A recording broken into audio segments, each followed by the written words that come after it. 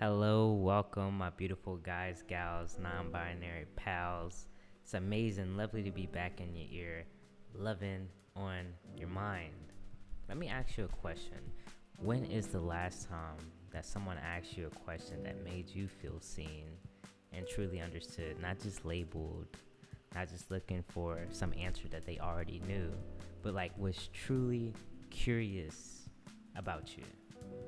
I discovered that this is one of my love languages, and I don't think it's talked about enough about how curiosity really helps foster intimacy, really helps create depth.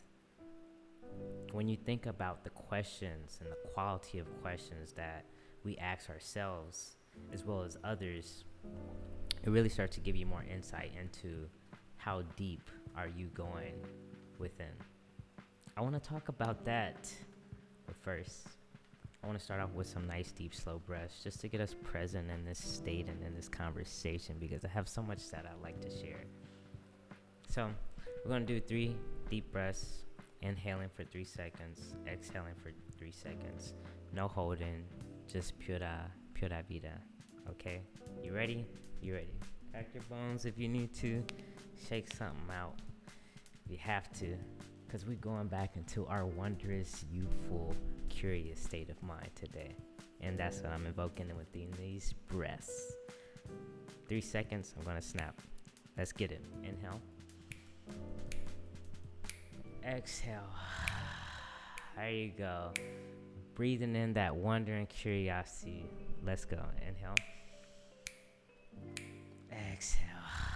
All that negativity. Inhale. Last time. Exhale. Woo! Breaths get me fired up. I love life. And that's the exact reason that I wanted to make this episode, because when you really love life, you are curious about anything and everything. Think about little kids, right? How curious they are, how many questions they ask, especially when they're starting to get to know the world. What is this?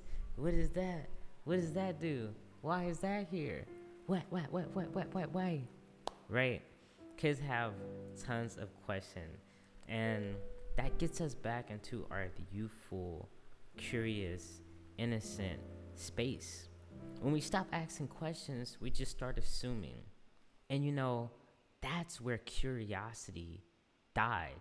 And I feel like this really needs to be talked about because I feel like we're in an epidemic where people are losing touch with their curiosity, with their sense of imagination. Everything is not black and white. We have all these colors of the beautiful rainbow, and we're not using that to full scale. So how did we go from asking all these tons of questions to just blatantly following a script that we didn't even know we're following? I feel like we let curiosity die by getting comfortable in routine and assumption.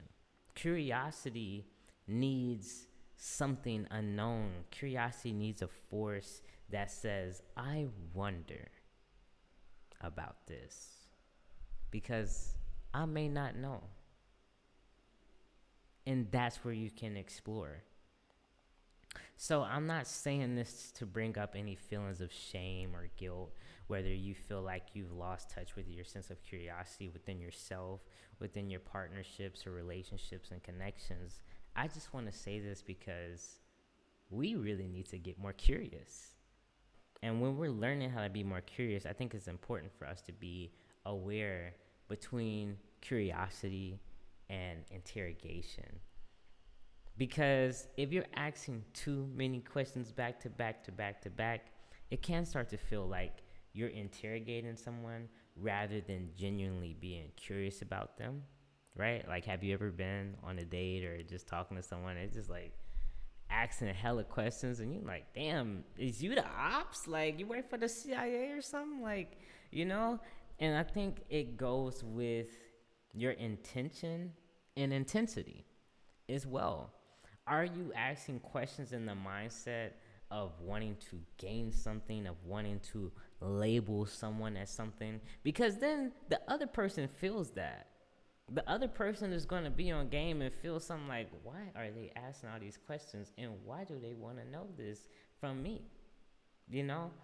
And I think that really goes back into the intention of why you're asking your questions. So we have to know our why. Are you genuinely curious to getting to know someone, not to label them, not to say this about them, or not to think this certain way about them? Are you going into questions already knowing the answer? Or are you genuinely being open and curious to learn about someone in order to understand them more, in order to just have them feel seen? Because if you're asking way too many questions way too fast, you're going to ruin a relationship before it even gets to start, or you're going to make someone feel uncomfortable if you're already in connection with them. So I want to keep that in mind before I talk about how we can genuinely foster our sense of curiosity by not interrogating one another first and foremost, right? So now that we have more of an understanding of what curiosity isn't, I want to speak on what it is and its vulnerability at its finest. You are diving into territory of unknown realms, exploring the vast arrangements and intricacies of someone's mind. There's some scary things, that can be in there. There's some crazy things that can be in there. There's all sorts of things that we think on a day to day basis.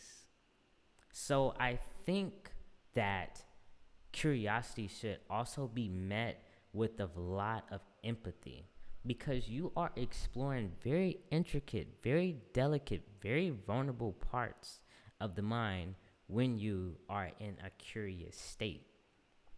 So, leading with empathy, knowing that you're going to be vulnerable, I believe is a very important aspect of curiosity. And I want to bring up an example that actually a tree taught me when it comes to humans. Trees are so great. I love talking to trees. If you're not talking to trees, what are you doing? Like, they have so much wisdom and intelligence. So I'm walking to the store to go get some dates, right?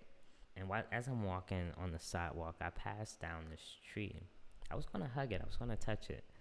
But immediately before I touched it, I felt the trees tell me, like, oh, no, don't touch me. Leave me alone. And, I just kind of walked by it, and I was just like, you know what? Whatever, fuck that tree. I'll go hug another tree. It just seemed like a very unhappy tree, and immediately it was just like, oh, no, leave me alone. And I just, like I said, kind of didn't think much of it. I just kind of brushed it off and was like, oh, well, fuck that tree. I'll go hug another tree, right? So I go and marry on along my way, talking to the other trees, go get my dates. I'm coming back the same way that I came, but from the other side. And as I'm passing by that tree, the original tree that told me, oh, don't touch me, I see they had a lot of distortions within the trunk and the branches and size of the tree. It looked like it had been cut, like it had been bruised, and like it was like convoluted rings. And as I'm looking at it, I'm like, oh, wow, like it made me understand so much. And as I'm looking, I'm speaking to the tree as well. I'm like, oh, I see why you didn't want me to touch you. Like, it looks like you've been hurt and bruised. My apologies, like when you originally told me don't touch you, I just brushed you off as you being a mean tree. But then looking at that tree, I seen all the scars and cut marks that it had. That tree was hurting. And sometimes when we're hurting, we don't always know how to vocalize that. We don't know how to tell someone in a way that may seem easily understood and digestible to the person, that, hey, I'm hurting right now and I just need space, or vocalizing and being able to vocalize what you need. But when I looked at that tree, I immediately understood so much that it didn't say.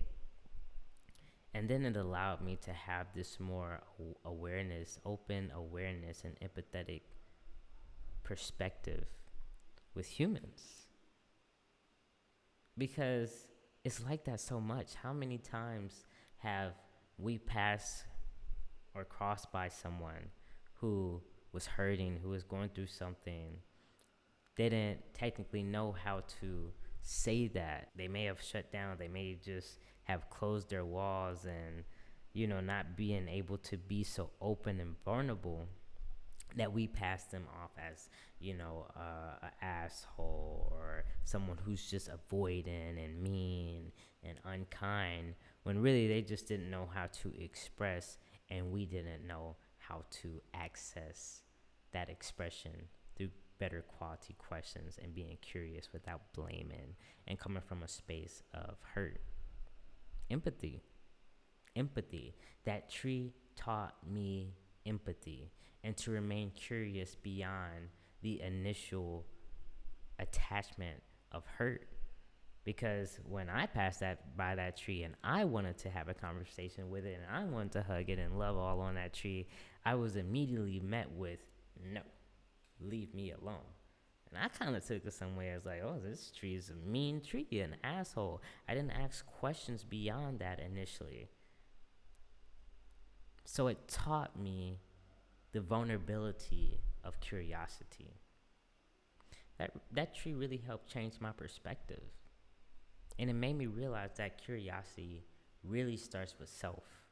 You are the foundation. You are going to set the tone. It's a popular, very famous quote that says, your quality of life is determined by your quality of questions that you ask yourself. And that is so freaking true. It's so prominent within everything, because thinking about all the thoughts that we think on a day-to-day basis, we have to realize that we are not just our minds, and every thought that we have is not ours. There's also a popular saying within the Bible, I forgot exactly the chapter of the book, but it says, hold each thought captive. Because really, every thought that we think is not ours. We are spiritual beings having a human experience. So we have the ability to channel messages and things that may come through the ethers into our brains. Our brains is like this network, that can come online and receive data and messages from different dimensions. So when we learn to be more curious with ourselves and the thoughts that we're thinking within our own minds, I think that really sets the tone by how you show up in interactions with everyone else. Because how are your conversations in your head with yourself? Are you talking to yourself in a diminishing, disrespectful way? Are you immediately correlating every thoughts of pain and going into this spiral of victimizing, of blaming, of feeling shame, of guilt, of hurt, of doubt? Or are you allowing yourself to observe these thoughts that are coming online into your mind and questioning, where is this coming from? Why am I feeling like this? What started this? Are you having curiosity within yourself? Because I know how easy it is to start getting into those depths of blaming. I literally made a whole PowerPoint on this the other day because I just got so inspired by one of these thoughts that came into my mind, and I want to share it publicly, but I feel like I still want to develop a little bit. But just in short terms, it was more about the relationship that I had with my parents and how that relationship is directly affecting me in my romantic relationships. Going back to attachment theory, even was looking up some ideas from Sigmund Freud's, like the Oedipus complex theory. That's a really interesting one. I highly recommend to research that. I just got super curious, right? I got super curious. I went into this like whole thing of just thinking and getting outside the box, but it was such an intricate and sensitive subject matter for me, because then it goes about like, Are you in love with your parents, and who did you form an attachment to most early on? What was your first experience of heartbreak, of intimacy, your first experience of love? Because really, our parents are our first introductions of that. So, it touched upon a lot for me, and thinking about that subject and exploring that in my mind, it was coming up. A lot of judgment initially was coming up for me, where I wanted to feel shame or guilt, but I allowed myself the grace to know that it's okay. It's okay to feel these things, and it's okay to explore this, and it's okay to ask more, because I knew that it was something deeper behind the shame, behind the guilt, behind the grief, behind the suppression, right? So as I was leading myself on that path of curiosity, exploring, being inquisitive, holding my thoughts captive, and also holding myself during that time, like literally walking with myself, I was like, it's okay.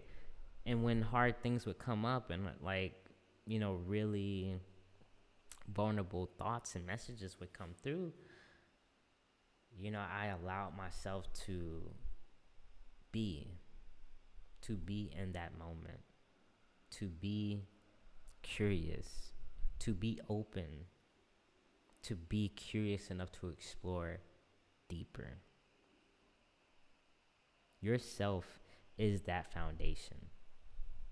When you have some intricate thoughts or going through something that may be challenging in your mind, it's important to be curious within our own self, within our own way of thinking and being. What's behind the shame, the doubt, the guilt that's asking you to release and be more curious? So I want us to get into asking better quality questions, not only of ourselves, but of others as well, as we explore the complexities of lives into each other's minds and all that good stuff, right? So I wrote a few questions down to help us start to formulate better quality questions. Pulled up my notes here. The first question that I like to ask would start with you.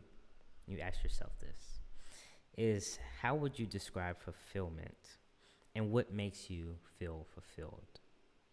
Think about your values. Think about that feeling and experience of fulfillment. What is that like for you? What are you doing? What are you seeing? How is it feeling? Explore that world. Formulate your thoughts. Write it down. Speak about it. Be curious. The next one I want to ask is the question that I really like bringing up in conversations, because I feel like it is such like a mind boggler and so unexpected, because most people are never asked this, and sometimes they don't know what to say. But be curious enough to ask anyway, which is, what's the best thing that can ever happen to you? This question really does kind of fuck up some people's mind, because it's just like, what is the best thing that can happen to me, right? But I think this will open up a conversation that goes deeper, because then it starts to get beyond people's shallow thoughts, beyond their reticular activating system. You're penetrating into the subconscious right now. You're penetrating into the brain to really ask something that may be important to you, to someone else, into their world. You catch them by surprise. Trust me. Just ask it at your next dinner conversation. I think it'll go great. The next question I want to ask will help bring back some whimsicalness and fun within your conversation, which is, if you got some fuck you money, what's the first thing that you're going to do and buy with that money? You're going to learn more about people's values. What do they may think that they want? What they really want? And be open enough to ask more questions beyond this when they give you an answer. I'm not giving you guys these questions to just like blast them off and get an answer. The thing about curiosity is sometimes the answers will change you. You have to be willing to change your perspective and not just go along with assuming. Be more curious, lean more into it. Oh, why do you want this? Have you always wanted this? What? You never told me that. Wow. Just like it brings up so much more thoughts and conversations to be had when you're really diving into your curiosity. These are just some little sprinkled tidbits that I'm giving you. I can ask a million questions. I'm a very curious person, which is why I wanted to make this episode. Because we need to bring back curiosity, for sure. And the next question I want to ask is formatted in the way that we're taught to talk to AI. I'm learning not to use AI much more than I need to, but I think the gift that AI is bringing into this world is us learning how to ask better quality questions, how to format those thoughts and formulate opinions so that we can give and input more accurate data to really get better quality answers, right?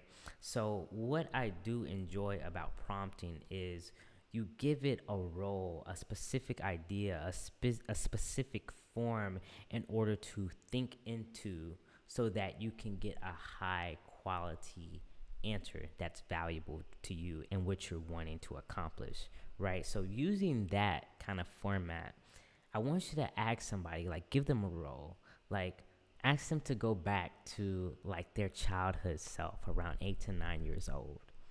Ask them, what were they doing? What were they thinking? What were they passionate about? This is going to help you to not only get to know them more, but get to know more about like their actual passion, what they loved, what they were doing, what they were thinking.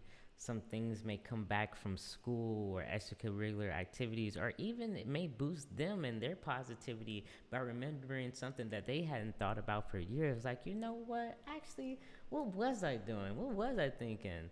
I had this teddy bear I used to carry around all the time. Like there's so many conversations, so many different things that can help them open up more for you to understand one another better.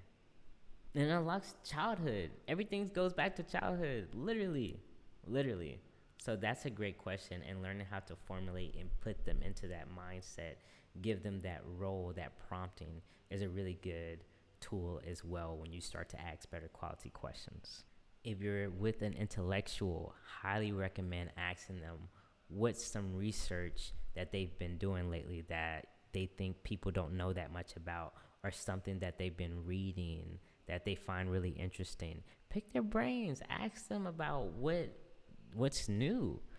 What's something that they've been researching? What's something that they want to share? There's a lot of intellectuals out here that are literally just like having so much information in their brains that they are ready and so willing to talk about and just nerd out to. So give them a time in that moment to nerd out, because I know I always love a good nerd out session. I can yap. I literally have a podcast, like this is my thing. This is what I do. So I love when someone asks me about something that I'm really passionate about, that I'm very knowledgeable about, and they're curious enough to keep asking me about, oh, what's with that thing? And oh my God, how does that work? And what's new about this?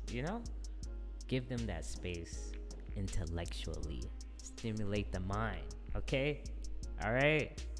The next question I want to ask, especially if it's like your first date or someone that you're interested in romantically, to help check compatibility, is what's an idea or belief that you would never want to pass down to your kids?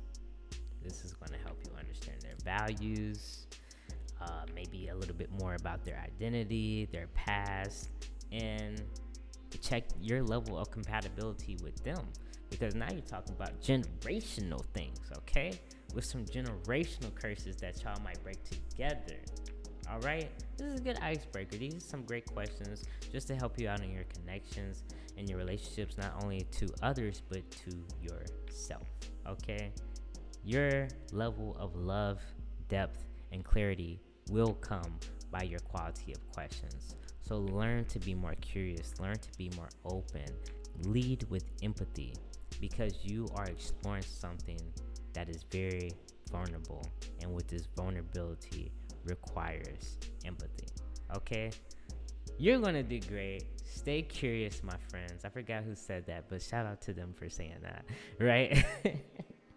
Yeah, and may this episode be a huge spark within your level of curiosity and depth that you are going upon and adventuring on now. Infinite love to you. If you'd like a little bit more clarity with asking some more in-depth questions, don't be afraid to book a clarity call with me. It'll be in the link in bio below. We'd love to help you out on that, my friend. Go to infiniteinlove.com as well to check out my poetry books, more podcasts, my music, and a few other things I got for you all that I think is super, super valuable. infiniteinlove.com. But guess what? We have Amani's Infinite Love on Amani's Infinite Love. Infinite love to you. Stay curious. See you next time. Namaste.